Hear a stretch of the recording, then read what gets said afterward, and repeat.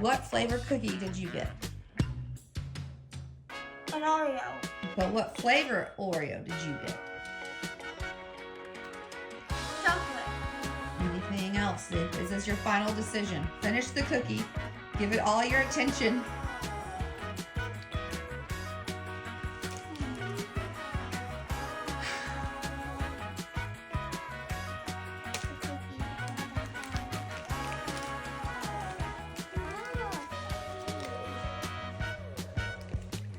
Okay, what's your final? Yeah, a chocolate Oreo is the final answer. Chocolate Oreo. Okay, now it's Tinsley's turn.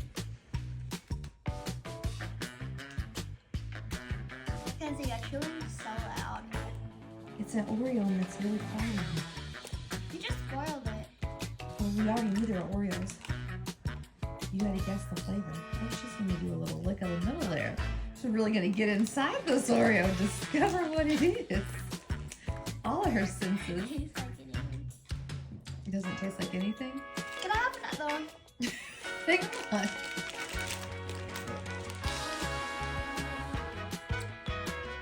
Kenzie, stop chewing this thing up. She's deciding she has to get all of the senses going.